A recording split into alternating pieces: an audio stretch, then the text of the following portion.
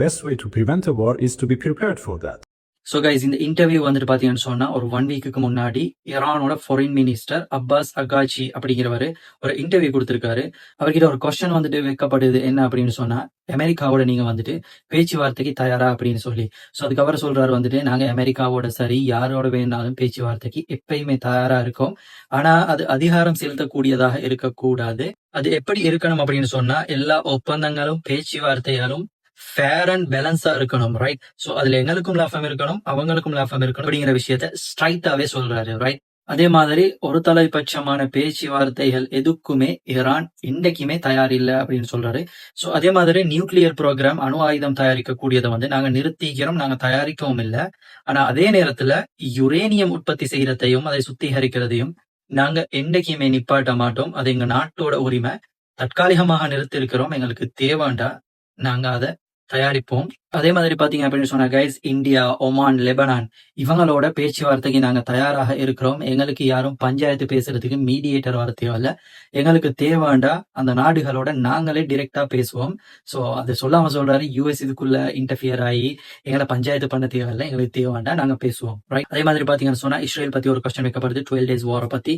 So அதுக்கு சொல்றாரு வந்துட்டு, நாங்க முன்ன விட இப்ப ரொம்பவுமே தயாராக இருக்கிறோம்.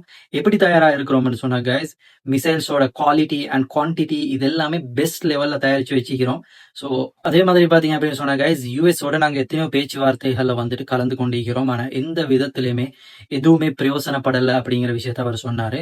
அதைத்தான் இன்னொரு விஷயம் இருக்கு கைஸ், என்ன சொன்னா, அயத்துல்லா கமேனி, ஈரானோட சுப்ரீம் லீடர், அவர் வந்துட்டு பாத்தீங்கன்னு சொன்னா அவரோட எல்லா ஸ்பீச்சும் வந்து நிறைய ஸ்பீச் வந்து டப் பண்ணப்பட்டிருக்கு, இங்கிலீஷ்ல இருக்குது.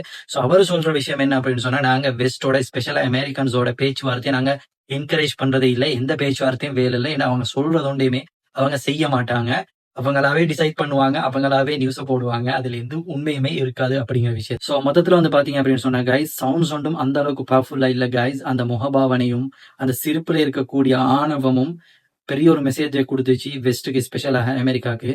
அமெரிக்காவோட எங்களுக்கு ஒன்றும் அந்த அளவுக்கு உடன்பாடு இல்லை. பேச்சுவார்த்தைக்கு வரதா இருந்தா 2 சைடுக்கும் நியாயமான முறையில் நடக்கிறதா இருந்தா நாங்க பேச்சுவார்த்தைக்கு வரோம். அப்படி இல்லைன்னா அப்படி ஒரு பேச்சுவார்த்தை எங்களுக்கு தேவையில்ல. நியூக்ளியர் நாங்க தயாரிக்க மாட்டோம், ஆனா யுரேனியம் உற்பத்தி செய்யறதையும் நாங்க ஸ்டாப் பண்ண மாட்டோம். என்னன்னா அது எங்களோட உரிமை.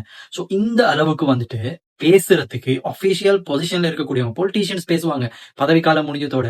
பதவியில இருந்து பேசுறேன்டா வேணும் இங்க, ரைட்? இல்லைன்னா பேச முடியாது.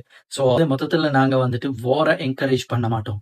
ஆனா யுத்தம் அப்படின்னு வந்துட்டா நாங்க இறங்கி அடிப்போம். அதை சிம்பிளா சொன்னாரு, the best way to prevent a war is to be prepared for that. We are fully prepared. So இவ்வளோ கெத்தா பேசுறதுக்கு அந்த நாட்டுக்கு மற்ற நாடுகள் கிட்ட இல்லாத என்ன இருக்கு?